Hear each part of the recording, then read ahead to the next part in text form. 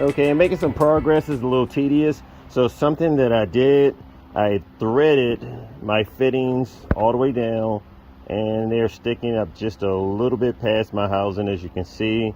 And what I'm going to do is get a belt sander and sand everything totally flat. That way it'll be almost as if the fitting was flat and part of the surface itself, a part of the plate, and therefore I'll have better O-ring sealing. I wrap my fittings with Teflon tape and tighten them up extremely tight.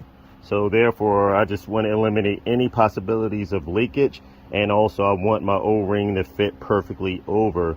Now the holes, of course, that I had to drill and tap was a little bit larger than the port coming out just to fit my fitting, but the hole right here is the exact diameter.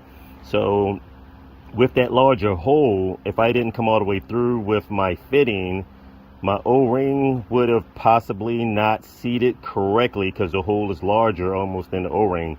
But now that I have the fitting coming a little bit past the plate and I sand it down, then it'll be perfect and my O-ring is set totally flat. Doing a dry test fit of my oil cooler adapter, and it's just looking pretty good so far. As you can see, I got the aluminum vibrant fittings, swivel fittings, and these are quality fittings, and that way if we have oil lines we can actually twist it or reroute it just to go whatever direction we need and run our lines and, you know, secure our lines to the chassis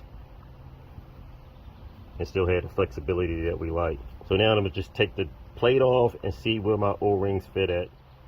Okay, it turned out pretty good. You can see my O-ring markings around each one, so that way they're sealing nice and centered. I tapered it. I can also flare it out a lot bigger if I want for flow control. And I probably will do that just a little bit since I can see the outline markings. I can take my Dremel and just flare it open a little bit just for oil flow control, so that way it's no type of restriction. It'll flow nice and evenly into it. Now get it, these are -8 lines, so the original hoses are close to that diameter but is a little smaller. So we will have lines that are flowing a little bit better than the factory heat exchanger lines. I purchased some spiral abrasive rolls. These come in handy for like getting into tight areas or getting into ports, so that'll help me open up a little more. I started tapering, as you can see, and it's starting to come out pretty good. And I'm only going to just taper just a little bit more and clean up the insides. The reasoning for that is basically because the O-ring diameter, of course, is a lot larger than the porthole itself.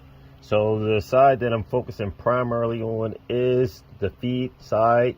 This is where the most flow would be coming from, and this would be my return. As you can see right here, this would be my port.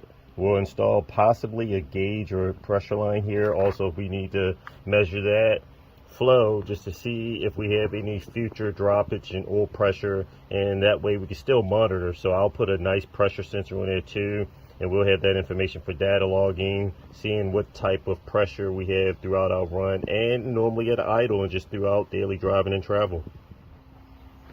Oh, cooler plate turned out pretty good. So for the most part, I'm pretty much finished with it. I sanded everything down. The O-rings seat perfectly around the holes, which is good. I actually took some of my sanding rolls and cleaned up the porch a little bit and blew everything out. So I'll just go ahead and clean everything up for the most part and bolt it in position. I can put caps over top of here now and start preparation for fabricating my turbo plumbing, as well as I need to order a shifter linkage for a DQ500 transmission. So I'll do the research and see if I can find one from Audi TT RS, as well as Audi RS3. Things coming along pretty good with my oil cooler plate. So the adapter plate turned out very well. My O-rings are seated real nice around the holes, and I actually port matched the holes a little bit. As I stated before, the O-rings are a larger diameter of the hole, so I'm not trying to match exactly the O-ring itself, but I'm opening it up because I still want somewhat of a good surface area. So that's definitely my primary concern, having a good base seal so that way we don't encounter any type of leaks. So deburred most of all the sharp edges and the corners, smoothed them out, rounded them off, And now we're pretty much ready just to clean it up, bolt it in position, and start fabricating work for our exhaust manifold. I will have to order a shifter linkage for a DQ500, so I'll do research for Audi RS3 or TTRS. Primarily, of course, I would like to find a TTRS shifter linkage for a DQ500, but either one should work. But that's primarily our next step as far as getting this shifter linkage installed and in position. Then I already have the new subframe. They're prepping everything to package it up, and they're going to ship it back. Unfortunately, we have to pay for shipping. That's a whole nother story. United States is doing us a favor. Berkline US is doing us a favor by doing an exchange because we were originally sent the incorrect subframe from Poland. So therefore, it's not really their fault, and they should not have to encounter any type of fees for shipping, which I do understand because if another shop made a mistake and I'm doing them a favor because I got a feeling you guys are going to blow up, I'm not going to really, I'll do a swap with you, but I shouldn't have to really come out of my pocket. And you really haven't put any numbers on the board. I got a good feeling about you guys, but I shouldn't have to pay any money for you guys, which I understand. It's all about business. So either way, we're going to keep rolling, and we're making some pretty good progress for the most part. I just removed my O-rings, cleaned this up pretty good, so I soap washed it, and it's pretty wild. You can see a lot of particles and everything came out of this brushed aluminum that was inside the pores and everything. The soap sponge literally was turning gray because a lot of the particles and particulates was coming out of here from cleaning it up. So it turned out pretty good, nice and clean. So next step is I'm going to install some new O-rings in here also. You can see how flat the original factory O-rings are. So therefore this creates a potential point of leakage, especially this one back here. This is really smashed up and flat, and it barely stuck above my surface area. So we don't want any type of oil leaks at all, especially coming from a transmission or engine, but definitely this transmission. So I'm going to install some new O-rings. The beauty of this is, since I have such a large wide surface area, I can actually even install wider O-rings if I want, something a little bit fatter just to create a better clamping area when I bolt my plate down into position. I have a standard and metric O-ring set to pretty much find what's the best O-ring that I want to go with. So it appears the factory one here is in position 114, and that comes out to be, is listed as a P16, 2.4 width and an inner diameter of 15.8. So that fits perfectly inside my port right here. And it's a little flat. It's not bad. It's pretty much exactly what came out. And the 114 in this one, that comes out to be a width of 3/32, inner diameter of 5/8, and an outer diameter of 13/16. Now this does fit better. It's just a teeny bit fatter than the O-ring over here for the metric. I like the way this fits better. It fits down in the slot. I can just push it in there, and then when compressed, it's actually going to seal a little bit better as a fatter O-ring, and it's going to stick up higher. It gives me a little more thickness, so therefore I would have more crush. So as I tighten it down, it would be better sealing for this little slightly fatter O-ring. I'm gonna go with that. I like the way that fits a lot better as far as sealing. The original one, as I stated, it fits. It only sticks up just a little bit higher. But as you can see in here, I have such a large base diameter. I like taking advantage of all of that crush point when I just kind of push this in position and sandwich it with a plate. That gives me a lot more crush point. It squeezes in more surface diameter and reduces the chance of leakage. Yeah, I like the way the slightly larger O-rings fit a lot better. I can, as I'm laying my plate into position, my O-rings actually literally have my plate elevated up a little bit higher than the other ones. My plate was almost bottoming out. So this sits up nice. And as I said, as soon as I go to bolt this down, the rubber O-rings actually dampens the plate from touching the aluminum that's surrounding it. So this should work out pretty good. When I go to torque this down into position, it should have a nice crush and in turn sealing a lot better than the little smaller O-ring. That fatter O-ring, when I crush it, it'll squeeze tighter and reduce the chances of leakage, and we'll actually be able to handle a little more pressure. I have my adapter plate bolted into position. As you can see a little bit, I put blue Loctite on the threads because I want to make sure these bolts seat and stay and remain in position and don't vibrate out. And now I'll put caps and covers on this until I start to run my lines.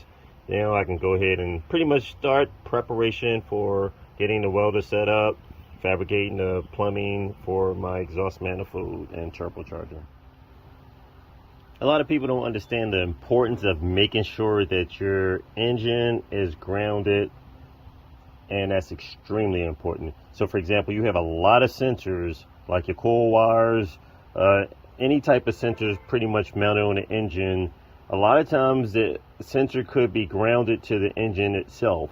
And if the engine isn't grounded good to the chassis, a lot of times you'll have poor signal transmission, and it will not give you the proper signals that you're looking for. So for example, the plate that I installed right here, you can see I can touch the starter, you can hear continuity from my meter anywhere I touch. Pretty much even this bolt down here from the front, even though it has paint on it, you can still hear the continuity signal over here, the new motor mount I installed. But this is the kicker right here. The bushing from this motor mount is not letting me conduct to the chassis. As you can see, bolt right up under here, this part of the motor mount, this bushing right here is not letting the engine see a ground to the chassis itself. But anywhere else I touch the transmission, even the shifter linkage, all over here is grounded perfectly. But what I will do, that's why I said I'm going to drill a hole right here, and it's just, you can hear it playing a tune just for me tapping on it. That shows it's grounded pretty good, and this plate will conduct very well. So I'm going to drill a hole through here also, ground it, and as well as run another separate ground from here too to another point of my engine. Usually a lot of times I try to make sure I have a good ground, or I'll come off of another mount or section over here and ground the opposite side of the engine as well. I'll probably come off a bolt or even something like this, use this hole for a chassis ground. I want something of course a little bit bigger or larger bolt, but either way I'll definitely run a ground on either side of the engine just to make sure I have good ground, so that way my coils, sensors, everything will function properly as it should. So I disconnected the original ground cable in the car. I flattened these tangs out right here. As you can see, it was similar to this cable right here. That's just a spare cable that I've gotten off of one of my other 3.6 liter VR6 engine. And I'll run this. I cleaned up both sides of this so I can have a good surface for conducting. And I'll mount this nice and neat and run it like a U. Put it in position, and we'll have a nice engine to chassis ground. To reduce the chances of my cable coming loose from vibration, I'll use a locking nut. So it's probably a little hard to tell, but this nut has like squished this oblong. So the way the design of this is, as you tighten it up, this nut will expand a little bit, but it's actually compressed tight the way it's designed, so that way it can lock itself without vibrating loose, as well as this old nice wide flange nut, so it'll have nice surface area to help conduct better. My plate is mounted and caps are installed to prevent any type of dust or debris from getting inside the ports, as well as my ground cable is installed. So before, I was just giving an example of just being able to read continuity, getting a good ground signal. You can hear the beep all throughout, and this is the points that I measured before. But the kicker is, when I displayed earlier and I touched this part of the motor mount right here, no signal at all, but now you can hear that it's actually grounded just from touching air. Even this hole that's got paint all in there, you can hear I got a good ground there. This little thin plate, you have to kind of scrape it up. but I'm still getting the ground. So now you can tell that my engine pretty much is grounded to the chassis. I will still install another ground at another location, so I can have 2 grounds. I always like doing that just for extra precautionary measures and making sure that you have a good ground, a good engine to chassis ground, because that is so important for proper signal operation. Good to go. Got a lot of tools to pack it up. Unfortunately, I have mandatory overtime tomorrow, and I'm going to make the best of it, do what I can do. If I'm not too tired when I get off of work, pick back up on some more fabrication. But the main point is, this stuff that we're doing here, this is beyond average. This is performance work. So this, as I stated before, this is set up for an oil cooler, something so that we can have better control of maintaining the proper oil temperature in this DQ500. A lot of guys are getting burnt down from drag racing. We're building the engine, which is already built, as well as fabricating and designing parts that will perform better than original factory parts, and really better at a higher performance level. So don't get me wrong, the factory parts perform very, very well, very well. But when you get into a point where you're racing the car, something that a lot of this equipment wasn't designed, you have to take things up to another level. And that's what we're doing. Just a quick recap of today. Made some pretty good progress. So my plate is installed. So what I've done, I cleaned up my plate itself. I port matched it, drilled and tapped the holes for these 90-degree vibrant fittings, and these are swivel fittings, which are very good, so that way we can kind of flex and move them around for our hoses. This is extremely tight, these fittings. I actually threaded the fitting past the housing base itself and then sanded everything flat and then port matched it, and they're so tight. I use this huge breaker bar with an inch crow's foot for the most part and tighten these things up, and they're in there. So it's pretty much a permanent fixture of this adapter plate itself. So that's in there. It's sealed pretty good, port match. I also installed our chassis grind. I drilled this. I have a locking nut on here. I did testing, so my chassis ground is good for the most part on that, and it turned out well. So we went from this to that, which is going to be our external oil cooler. The downfall to these factory coolers, and I'm starting to be a little suspect, is that they could potentially leak, which is just a known fact. It's possible with all the stacked plates in here. If you get any type of leakage, then that means you're going to get oil, transmission oil, mixed in with your coolant. And once that coolant mixes in, it's going to contaminate this, destroy your clutches, and it's definitely going to decrease the life of your transmission. So we're pretty much going to probably go with just the external oil cooler itself, and then I'll have a fan to maintain the temperature of that. Therefore, I don't have to worry about anything ever happening from overboosting or transmission fluid getting so hot, coolant level getting so hot, or anything, and destroying this, a heat exchanger, and possibly leaking into this. A lot of cars run just separate oil coolers. They have separate oil coolers for rear differentials. So this will be perfect. My oil flow will flow from here. This is my feed line. This is my return line. I will also install a sensor right here, so that way we can match and data log our pressure, our port pressure coming out of here. We'll get an opportunity to see what it is doing normal driving, doing boost situation, hard runs, launches, everything. So therefore, we'll have some information on tuning this a lot better for our HTG transmission controller. I also ordered an adapter harness for the DQ500 that comes from here, plugs right into my transmission controller TCU, and it's just turning out pretty good. I did spend a little more time and labor on this than I wanted to, hence now I can understand why the prices of these plates were so high. They range from the starting prices that I saw these for like $700 or $800 and up. So it is labor involved in fabricating stuff like this. Of course, they're mass producing them now, but we do have a plate that's heavier and serving multi-purpose. So I install also thicker O-rings on the back side of this so that we have a better seal, Loctite all my bolts, and of course get grade 8 12.9 hardware throughout.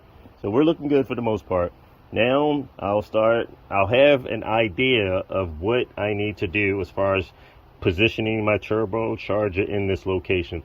As a few people are installing theirs on the back side of the engine, I've had bad results with that. There's a lot of wires that go from this side out. This car is left-hand drive, okay? A lot of wires goes across from here all the way over here for headlights and different things like this. I've seen our brake control. A lot of wires are coming from this side of the car.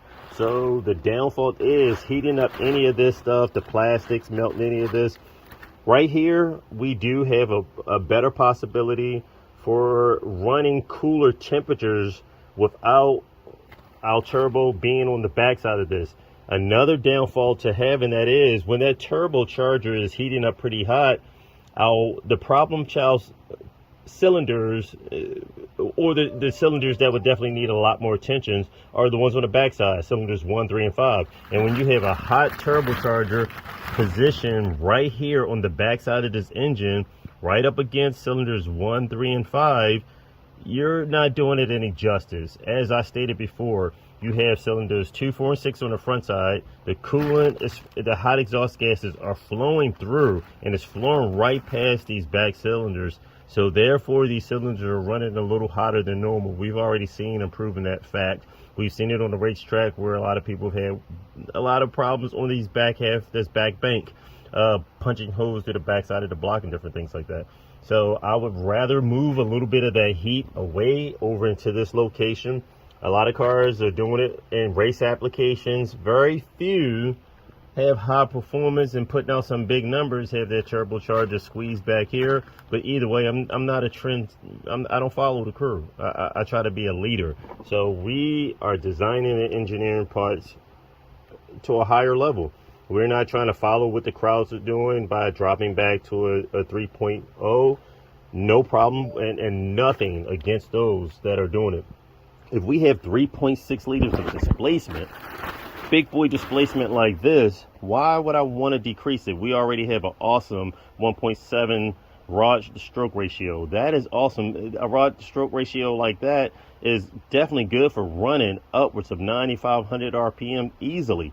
So me de-stroking it, I'll buy and have a forged crank shaft design before we start dropping displacement like that. We'll have to come up with other solutions other than decreasing that. You have 3-liter super engines, and they would love to have larger displacement like that. And some of them are going to 3.2 and possibly 3.4, but we're starting off the bat with 3.6 liters displacement, big boy power, bigger ports than the 3.2 liters, higher flowing heads. Right off the bat, we're starting off better. So we're trying to take things to a next level. That's why now the 3.6 craze is kind of popping off overseas. A lot of people are stepping up to the 3.6 liters.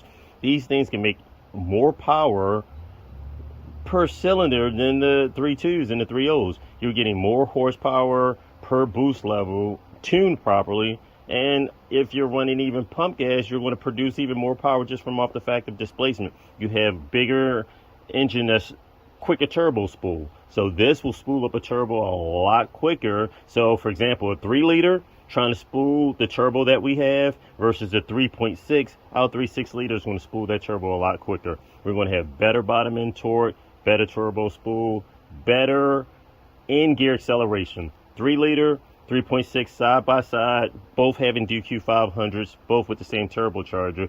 If we was lined up, and let me just say it, if our car was side by side with my locker, same turbo and everything, I would suffice to say, in gear, third gear acceleration, hit from a 50 roll, we're going to pull away from them with the bigger displacement. The more torque, and then as our turbo spool up, we're just saying, see you later.